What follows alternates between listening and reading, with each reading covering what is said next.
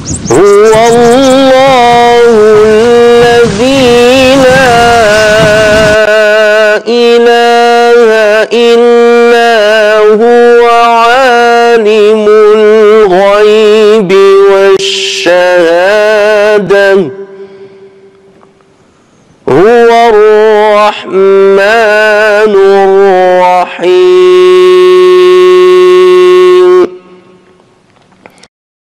Chers frères et sœurs, Allah tabaraka wa ta'ala, en parlant du jeûne, nous a dit: ô vous qui avez cru, le jeûne vous a été prescrit comme il l'a été à ceux qui vous ont précédés. Peut-être arriverez-vous à la piété, la'allakum tattaqoun, afin que vous arriviez à la piété, at-taqwa.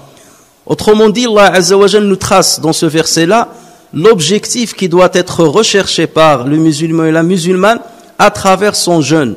Nous jeûnons pour parvenir à ce degré de piété qui va nous préserver de l'enfer. Et le mot at-taqwa, c'est un mot polysémique et qui a énormément de sens dans notre religion. Mais parmi ces sens-là, c'est que taqwa, c'est la préservation.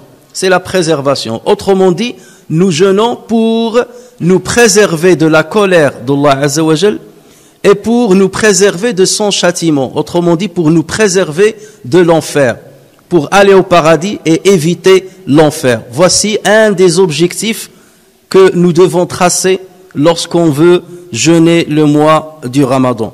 Et Allah Azza wa Jal dans le Coran dit, ce paradis, voici le paradis que Allah a donné en héritage al-muttaqin. Il a donné en héritage à ceux qui ont atteint ce degré de la piété. L'imam Ahmed ainsi que At-Tabarani rapportent un hadith avec une chaîne de transmission bonne sur le prophète sallallahu alayhi wa sallam qui dit: As-sawmu junnah, le jeûne est une protection par laquelle le serviteur se protège de l'enfer. Le jeûne, c'est une protection par laquelle le serviteur se protège de l'enfer. Et ceci est corroboré par d'autres hadiths, comme le hadith qui a été rapporté par l'imam Muslim sur Abu Sa'id al-Khudri radiyallahu anhu, qui dit: j'ai entendu le prophète sallallahu alayhi wa sallam dire: celui qui jeûne un jour pour le sentier de Dieu, fi sabilillah, celui qui jeûne un jour pour le sentier de Dieu, Allah Azza wa Jal éloigne son visage de l'enfer 70 ans. Il éloigne son visage de l'enfer 70 ans. Il retarde son entrée en enfer 70 ans. Ça, c'est à supposer qu'il entrera un jour en enfer. Ou Allah Azza wa Jal, s'il devait avoir une certaine période de châtiment dans l'enfer, Allah Azza wa Jal lui épargne ce châtiment-là, l'équivalent de 70 ans pour un jour jeûné fi sabilillah. Alors qu'en est-il de celui qui va jeûner tout le mois du Ramadan, 29 ou 30 jours? Vous multipliez 29 ou 30 par 70 ans, ça vous donne plus, bien entendu, que 2000 ans. Allah Azza wa Jal éloigne son visage de l'enfer plus de 2000 ans. Et nous avons cité le vendredi dernier un hadith du prophète sallallahu alayhi wa sallam dans lequel il nous informe que Allah Azza wa Jal, chaque soirée du Ramadan, il choisit des gens qu'il a franchis de l'enfer. Autrement dit, ils continuent de vivre sur terre, ils continuent d'œuvrer, mais ils sont déjà inscrits parmi ceux qui seront épargnés de l'enfer. Allah Azza wa Jal les a choisis. Et nous devons nous poser cette question: comment faire pour espérer faire partie de ces gens-là? Comment faire pour espérer faire partie de ces élus-là? Il faut bien entendu respecter certaines conditions. Il y a bien entendu certains moyens qui peuvent nous permettre de faire partie de cette catégorie-là ou d'être un candidat à être choisi par Allah Azza wa Jal afin d'être affranchi de l'enfer. Bien entendu, la première des conditions, c'est le fait de jeûner.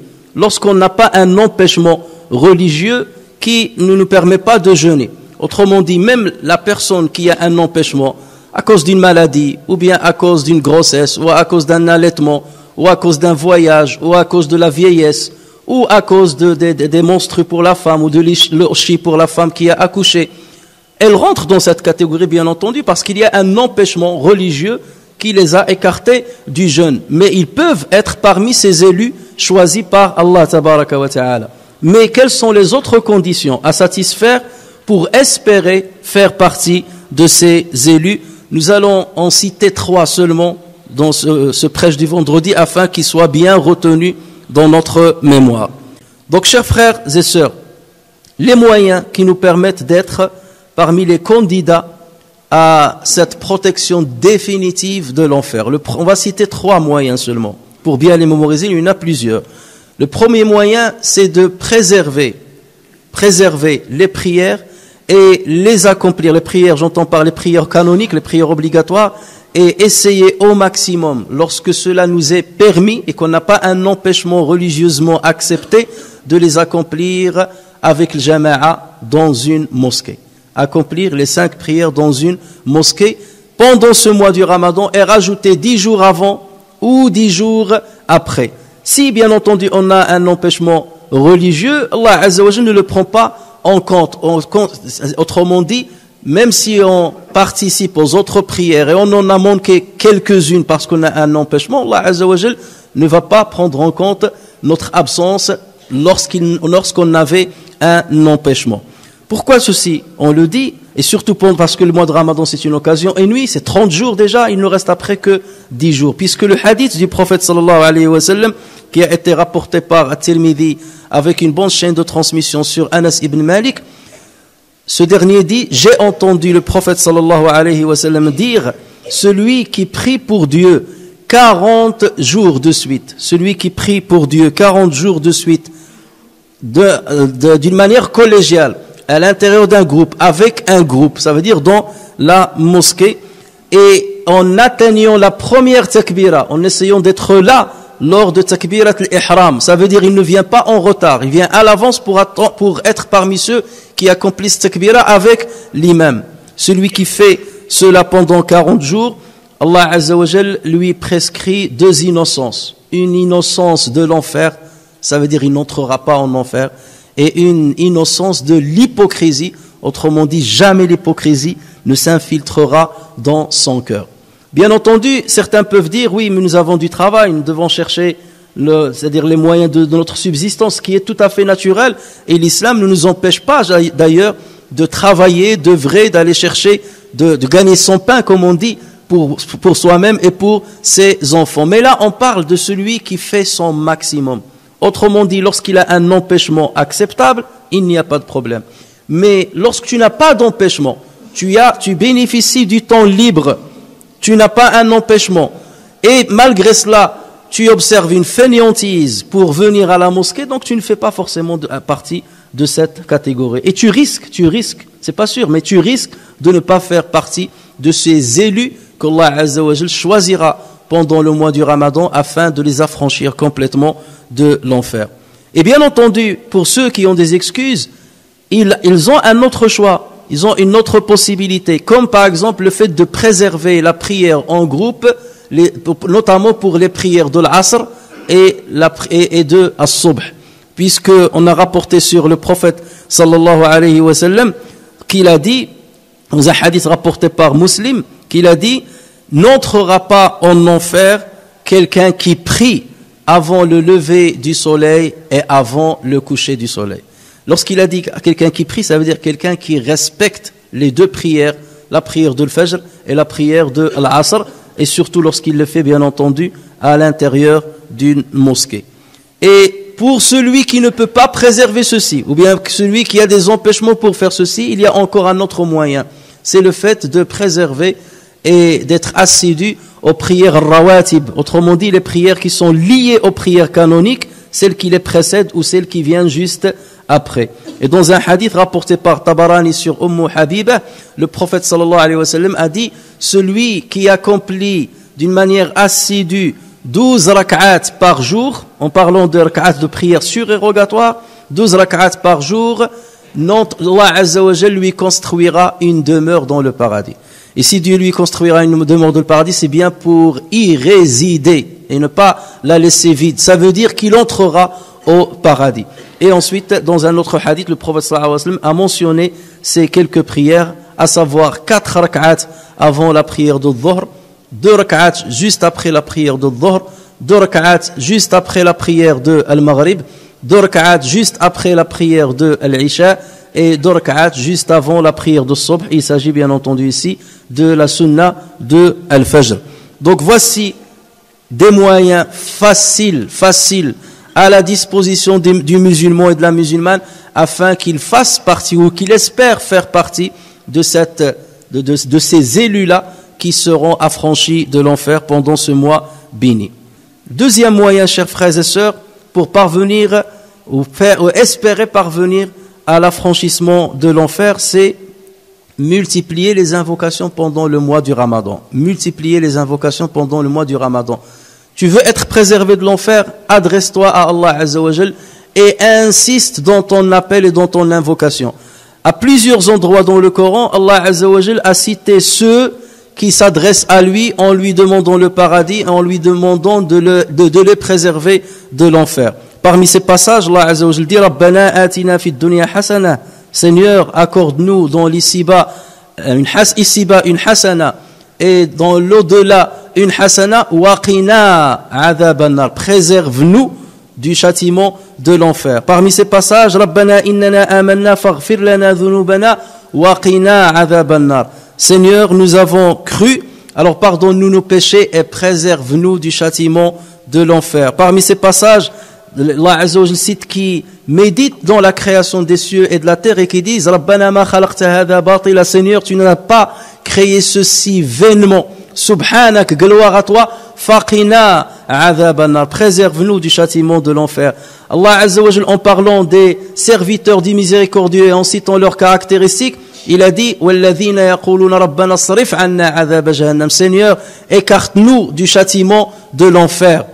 Sarif anna adhab jahannam inna adhabaha kana gharama, parce que certes son châtiment est permanent.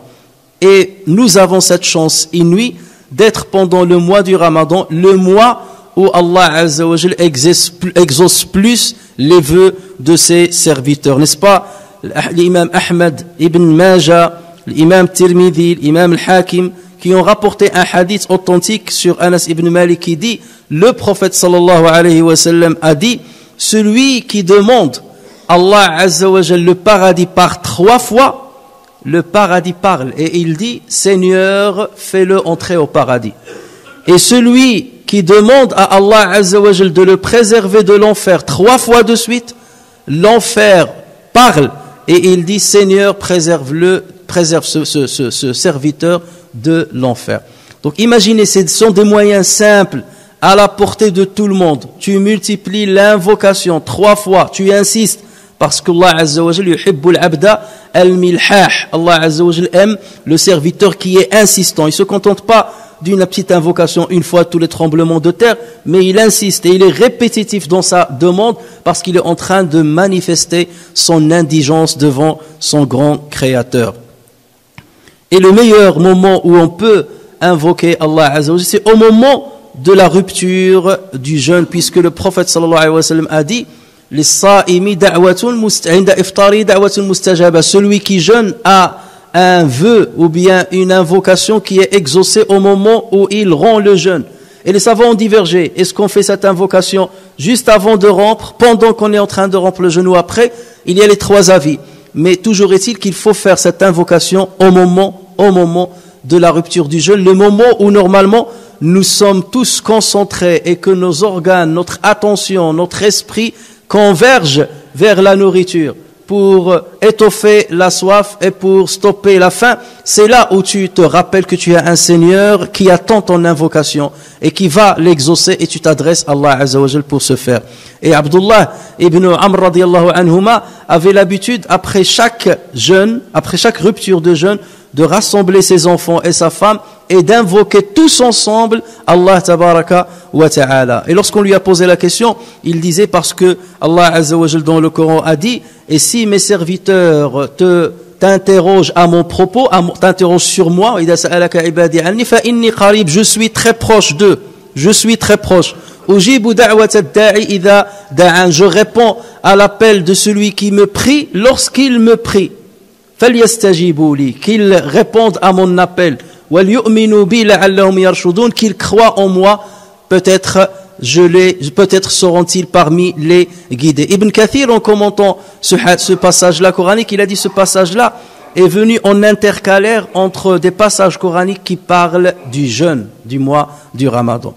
Dieu a parlé du jeûne du mois de Ramadan, il a parlé de ce verset-là, et ensuite il a continué de parler du jeûne du mois de Ramadan pour montrer que pendant ce mois-là, c'est le moment et c'est l'occasion inouïe pour que le musulman se fasse exaucer ses vœux par Allah tabaraka wa ta'ala. Et quel grand vœu, plus grand que celui d'espérer être affranchi de l'enfer et faire partie des gens du paradis. Chers frères et sœurs, troisième moyen qui nous permettrait de faire partie de ces élus-là, c'est d'être généreux pendant le mois du Ramadan.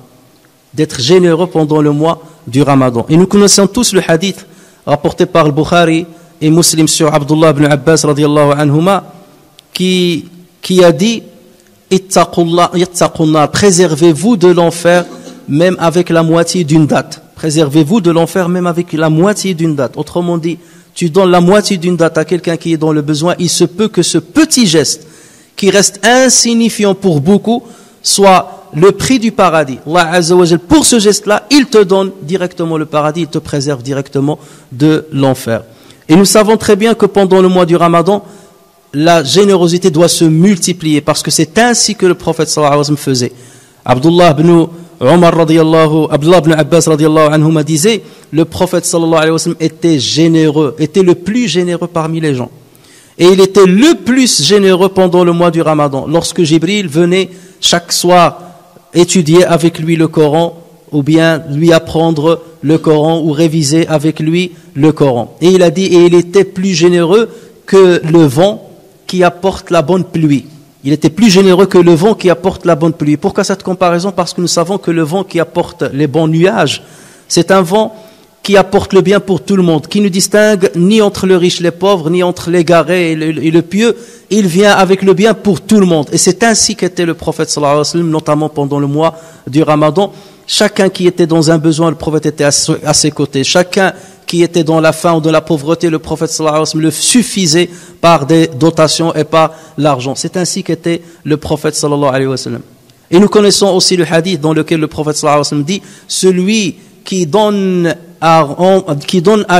celui qui permet à quelqu'un de rompre le jeûne aura sa récompense du jeûne. Celui qui aide quelqu'un à rompre le jeûne aura sa récompense sans que la récompense de ce dernier ne soit diminuée. Et lorsqu'on parle de la générosité, chers frères, ça ne se limite pas uniquement à l'argent, à la dotation financière, à l'aumône. Ça englobe tout. Chaque fois que tu préserves ou que tu réserves une partie de ton temps, de ton effort pour le bien d'autrui, ça fait partie de cette générosité que nous voulons pendant le mois béni du Ramadan. N'est-ce pas le prophète sallallahu alayhi wa sallam qui dans un hadith rapporté par Ibn Abi Dunya a dit, les personnes les plus aimées auprès d'Allah, les personnes qui sont les plus aimées auprès d'Allah sont ceux qui sont le plus bénéfiques envers les gens, ceux qui sont le plus bénéfiques auprès des gens. Et ensuite il a dit, et les œuvres les plus aimées auprès d'Allah Azza wa Jal sont celles-ci. Et ensuite le prophète sallallahu alayhi wa sallam a cité une cascade de bonnes œuvres. Il a dit, une joie que tu apportes à un musulman. Tu lui apportes une joie quelconque. Il était dans la détresse, il était dans un litige, il était dans un problème. Tu as résolu son problème, tu lui as apporté de la joie.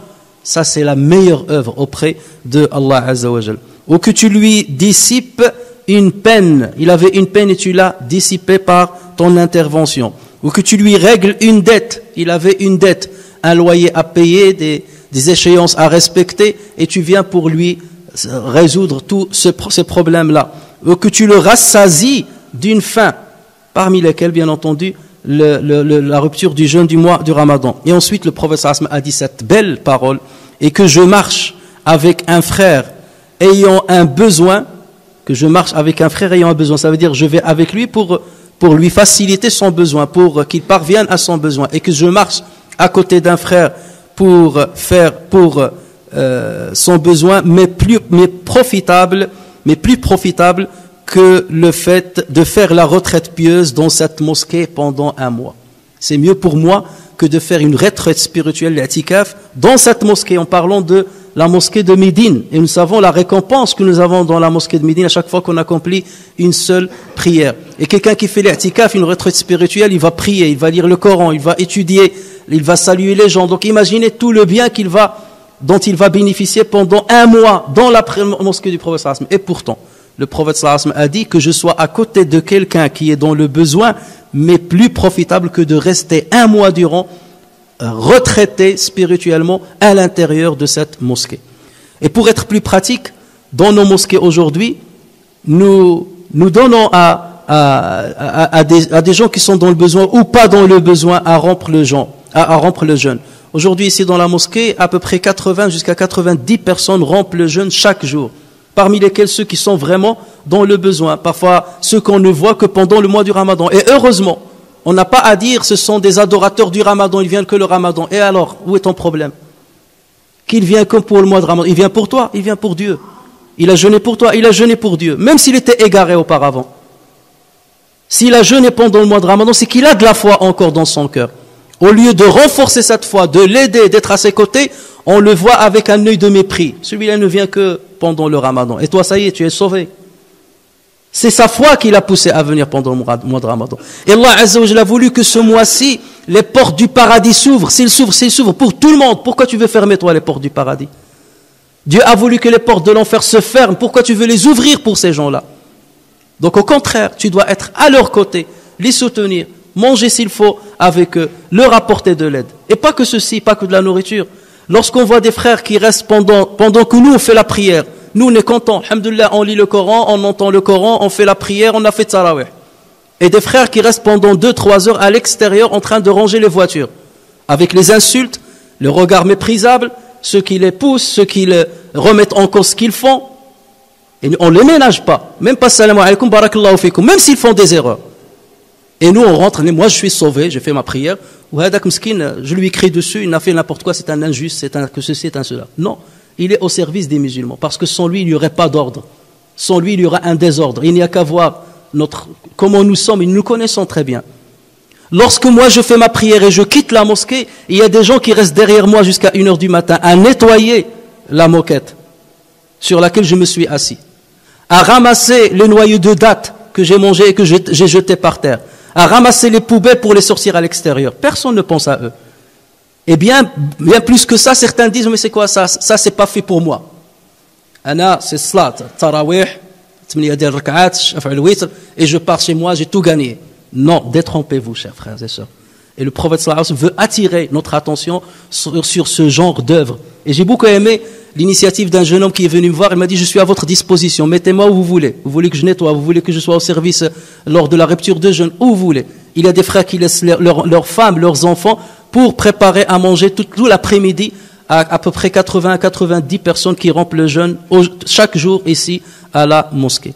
Ceci, je le dis pas je le dis seulement pour qu'on soit conscient des bonnes œuvres auprès d'Allah Azza wa Jalla, et qu'on ne les limite pas, qu'on ne les restreint pas à ce que tout le monde fait. Parfois, les élus de Dieu, ou ceux que Dieu choisit pour les affranchir de l'enfer, sont ceux qui vont faire certaines œuvres auxquelles beaucoup ne tendent aucune attention. Pourquoi? Parce qu'il a pensé à faire le bien là où personne n'a pensé à le faire. Et c'est là où il a plus de chances d'être parmi ces choisis-là. Le bien, il est pour tout le monde. Celui qui fait la prière, celui qui la dirige, celui qui fait par prière pas. Alhamdoulilah, le bien d'Allah Azza wa Jal englobe tout le monde. Mais jamais, s'il vous plaît, sous-estimez certaines personnes qui font du bien dans les coulisses qu'on ne voit pas. Et essayez d'en faire partie. Et essayez de temps en temps de bénéficier de ce service-là qui pourrait vous rehausser vers le plus haut degré que Allah Azza wa Jal apprête à ceux qui font ce genre de travail.